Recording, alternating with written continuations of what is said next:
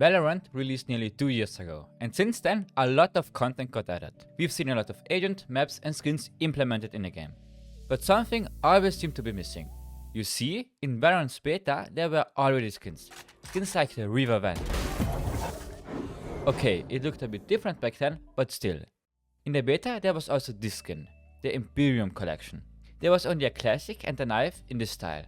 And I have to say, in the beta they were one of the coolest looking skins out there. But sadly, 2 years later, we still haven't seen them back in the game. So this is where I come in. I'm a 3D artist that likes to create custom concept skins for Valorant. And today I decided to create a Vandal in the Imperium style.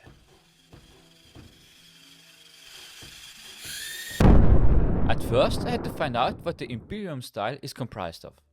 And simply said, it's a golden Chinese dragon with a lot of swirls and different lines.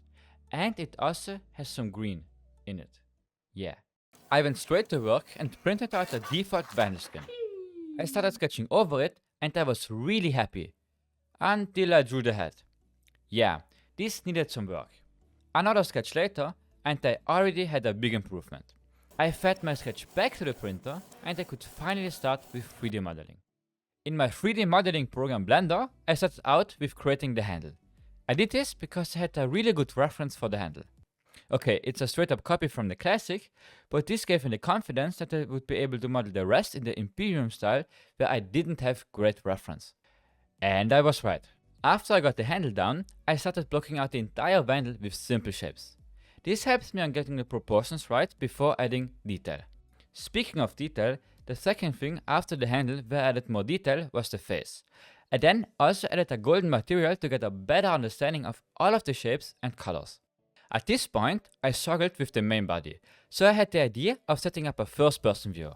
I don't know why I never did this before, but this helped me a lot, and I added in a bunch of golden squares.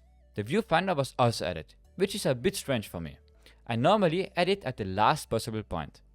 Now I was tasked with the problem that the back looked a bit boring. But after a short while, I came up with scales. I had to find the right look for them, but then I was really happy after I got it. Now we are back. Next on the chopping board were the glowing lines. I made my own design but quickly switched it to the same pattern as the classic. Now we are at the step where I procrastinated too long on finishing the gun. I still had to finish the magazine, barrel and the gun stock, but I instead decided to work on the main body. Then after some hours, essentially doing nothing, I decided to sit down and finish the gun. I even decided to add in a gun body.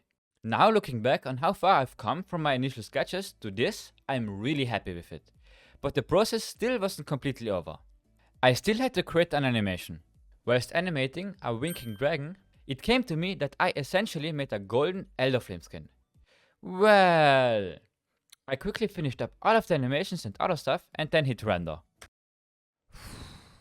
Now, before I show you my final animation, subscribe and all of that, and I'll see you soon.